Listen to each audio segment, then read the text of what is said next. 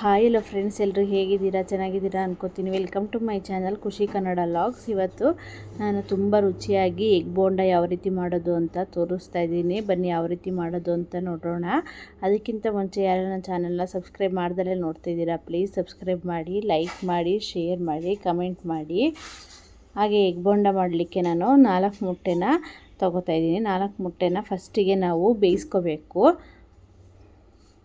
ತುಂಬ ಸಿಂಪಲಾಗೂ ಮಾಡ್ಕೋಬೋದು. ಮನೆಯಲ್ಲಿ ಮೊಟ್ಟೆ ಇದ್ದರೆ ಬೇಯಿಸ್ಕೊಂಡು ಆರಾಮಾಗಿ ಮಾಡ್ಕೊಂಡು ತಿನ್ಬೋದು. ಈ ಚಳಿಗೆ ಅಂತೂ ಇದು ಸೂಪರಾಗಿರುತ್ತೆ. ಒಂದು ಸತಿ ಟ್ರೈ ಮಾಡಿ. ನೀರು ಹಾಕ್ಕೊಂಡು ಈಗ ಮೊಟ್ಟೆನ ಬೇಯಿಸ್ಕೊತಾ ಇದ್ದೀನಿ. ನಿಮಗೆ ಕ್ವಾಂಟಿಟಿ ಎಷ್ಟು ಬೇಕೋ ಅಷ್ಟು ಮಾಡ್ಕೊಳ್ಳಿ. ಈಗ ನೋಡಿ, ಮೊಟ್ಟೆ ಒಂದು ಕುದಿ ಎಲ್ಲ ಬಂದ ನಂತರ ಚೆನ್ನಾಗಿ ಒಂದು 5ರಿಂದ 10 ನಿಮಿಷ ಚೆನ್ನಾಗಿ ಬೇಯಿಸ್ಕೋಬೇಕು. ಅದು ನೀಟಾಗಿ ಬೇಯಲಿಲ್ಲ ಅಂದರೆ ಚೆನ್ನಾಗಿ ಬರಲ್ಲ. ಸ್ವಲ್ಪ ಗಟ್ಟಿಯಾದರೆ ನಾವು ಕಟ್ ಮಾಡಲಿಕ್ಕೂ ತುಂಬ ಚೆನ್ನಾಗುತ್ತೆ. ಈಗ ನೋಡಿ, ಇದನ್ನು ಮೊಟ್ಟೆ ಬೆಂದಿದೆ. ಈಗ ಇದನ್ನು ಸಿಪ್ಪೆ ಬಿಡಿಸಿ ಇಟ್ಕೊಳ್ಳೋಣ. ಈಗ ಒಂದು ಬೌಲ್ಗೆ ನಾನೀಗ ಒಂದು 4ರಿಂದ 5 ಟೇಬಲ್ ಸ್ಪೂನಷ್ಟು ಕಡಲೆ ಹಿಟ್ಟು ಹಾಕೋತಾ ಇದ್ದೀನಿ. ನಿಮಗೆ ಕ್ವಾಂಟಿಟಿ ಎಷ್ಟು ಬೇಕೋ ಅಷ್ಟು ಮಾಡ್ಕೊಳ್ಳಿ. ನಾನಿದು ಒಂದು 4 ಜನಕ್ಕಾಗೋಷ್ಟು ಮಾಡ್ತಾಯಿದ್ದೀನಿ. ಈಗ ಕಡಲೆ ಹಿಟ್ಟು ಹಾಕೊಂಡ ನಂತರ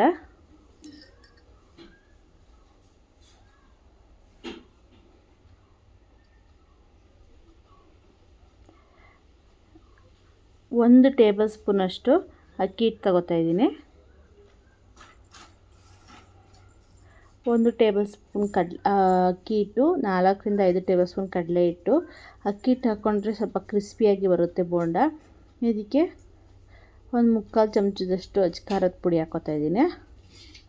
ರುಚಿಗೆ ತಕ್ಕಷ್ಟು ಉಪ್ಪು. ನಾವು ಬಜ್ಜಿಗೆ ಯಾವ ರೀತಿ ಕಲಸಿಟ್ಕೋತೀವೋ ಆ ರೀತಿಯೇ ಕಲಿಸ್ಕೊಳ್ಳೋದು. ಸ್ವಲ್ಪ 1 ಟೀ ಸ್ಪೂನಷ್ಟು ಸೋಡಾ ಪುಡಿ. ನಿಮಗೆ ರುಚಿಗೆ ಎಷ್ಟು ಬೇಕೋ ಅಷ್ಟು ಉಪ್ಪು ಹಾಕ್ಕೊಂಡು 1 ಚಿಟಿಕೆ ಸೋಡಾ ಹಾಕ್ಕೊಳ್ಳಿ.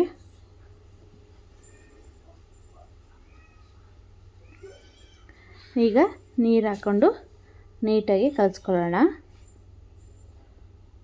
ಫಸ್ಟು ಹಿಟ್ಟನ್ನೆಲ್ಲ ನೀಟಾಗಿ ಮಿಕ್ಸ್ ಮಾಡಿಕೊಂಡು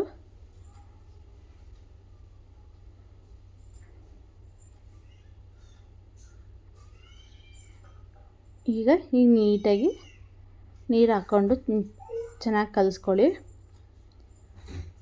ನಾವು ನೀಟಾಗಿ ಸಾಫ್ಟಾಗಿ ಕಲಿಸ್ಕೊಂಡ್ರೆ ಚೆನ್ನಾಗಿ ಬರುತ್ತೆ ಬೋಂಡ.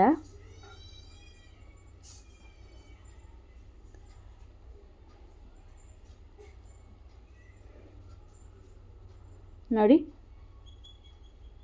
ಅದಕ್ಕೆ ಇರಬೇಕು ಹಿಟ್ಟು. ಈಗ ಮೊಟ್ಟೆನ ಕಟ್ ಮಾಡ್ಕೊಳ್ಳೋಣ. ಈಗ 4 ಮೊಟ್ಟೆ ತೊಗೊಂಡಿದ್ದೀನಿ. ಇದನ್ನು ಅರ್ಧ ಮಾಡ್ಕೊತಾ ಇದ್ದೀನಿ. ನೋಡಿ, ಫುಲ್ ನಿಮಗೆ ಒಂದೊಂದೇ ಬೇಕು ಅಂದರೂ ಹುಡ್ಕೋಬೋದು. ನಾನು ಅರ್ಧ ಮಾಡ್ಕೊತಾ ಇದ್ದೀನಿ. ಎಲ್ಲ ಮೊಟ್ಟೆನೂ ಅರ್ಧ ಕಟ್ ಮಾಡಿ ಇಟ್ಕೊಳ್ಳಿ.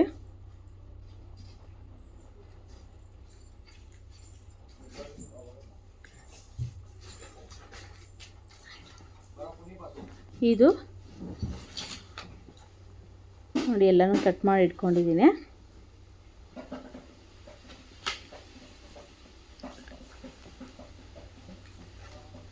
ನಿಮಗೆ ಇನ್ನೂ ಜಾಸ್ತಿ ಬೇಕು ಅಂದರೆ ಇನ್ನೂ ಈ ಥರನೂ ಮಾಡ್ಕೋಬೋದು. ಇನ್ನೂ ತುಂಬ ಚೆನ್ನಾಗಾಗುತ್ತೆ ಬೋಂಡ. ಮತ್ತು ನಾನು ಈಗ ಒಂದು ಸೈಡು ಎಣ್ಣೆ ಕಾಯಕ್ಕಿಟ್ಕೊಂಡು ಆ ಮೊಟ್ಟೆನ ಹಿಟ್ಟಲ್ಲಿ ಅದ್ದಿ ಎಣ್ಣೆಗೆ ಬಿಟ್ಕೊಂಡ್ರೆ ಒಂದೊಂದಾಗಿ ಹಿಟ್ಟಲ್ಲಿ ಅದ್ದಿ ಎಣ್ಣೆಯಲ್ಲಿ ಬಿಟ್ಕೊಳ್ಳಿ.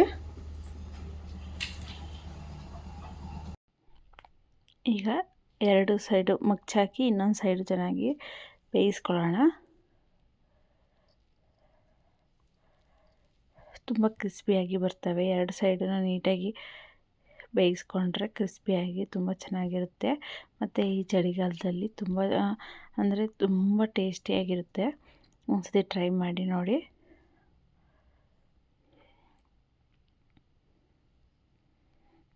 ಎಗ್ ಬೋಂಡ ಯಾವುದಕ್ಕಾದ್ರೂ ಸಂಜೆ ಹೊತ್ತು ಟೀ ಟೈಮ್ ಸ್ನ್ಯಾಕ್ಸ್ ಆಗಿ ಯೂಸ್ ಮಾಡ್ಬೋದು, ಅಥವಾ ಏನಾದರೂ ಊಟಕ್ಕೆ ನೆಂಚ್ಕೊಳ್ಳೋಕ್ಕಾದ್ರೂ ಮಾಡ್ಕೊಂಡು ತಿನ್ಬೋದು. ತುಂಬ ಚೆನ್ನಾಗಿರುತ್ತೆ.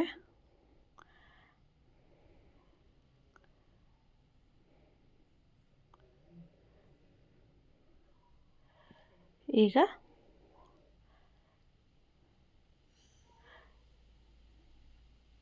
ಎಲ್ಲ ಮುಟ್ಟೆನೂ ನಾವು ಬಿಟ್ಕೊಂಡ ನಂತರ ಇನ್ನೊಂದು ಸೈಡ್ ನೀಟಾಗಿ ಬೇಯಿಸ್ಕೊಂಡು ತೆಕ್ಕೊಂಡ್ರೆ ರುಚಿಯಾದ ಎಗ್ ಬೋಂಡ ರೆಡಿ ಆಗುತ್ತೆ.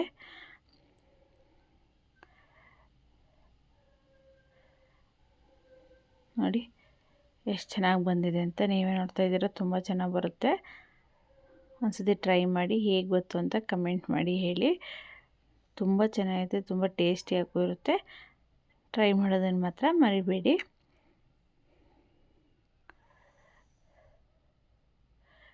ನೀವು ಇದ್ರ ಮೇಲೆ ಈರುಳ್ಳಿ ಕೊತ್ತಂಬರಿ ಎಲ್ಲ ಹಾಕ್ಕೊಂಡು ತಿನ್ಬೋದು, ಹಾಗೇನೂ ತಿನ್ಬೋದು. ಒಂದ್ಸತಿ ಟ್ರೈ ಮಾಡಿ. ಹಾಗೆ ಪ್ಲೀಸ್ ನನ್ನ ಚಾನಲ್ನ ಸಬ್ಸ್ಕ್ರೈಬ್ ಮಾಡೋದನ್ನು ಮರಿಬೇಡಿ. ಹಾಗೆ ಹೇಗೆ ಬಂದಿದೆ ಅಂತ ಕಮೆಂಟ್ ಮಾಡಿ ಹೇಳಿ. ಹಾಗೆ ಶೇರ್ ಮಾಡಿ. ಬೆಲ್ ಐಕಾನ್ನ ಮರಿದರೆ ಪ್ರೆಸ್ ಮಾಡಿ. ನನ್ನ ವೀಡಿಯೋ ನೋಟಿಫಿಕೇಷನ್ ನಿಮಗೆ ಫಸ್ಟೇ ಬಂದು ನಿಮಗೆ ತಲುಪುತ್ತೆ. ನನ್ನ ವೀಡಿಯೋ ಹಾಕಿದ ತಕ್ಷಣ ನಿಮಗೆ ನೋಟಿಫಿಕೇಷನ್ ಬರುತ್ತೆ. Thank you.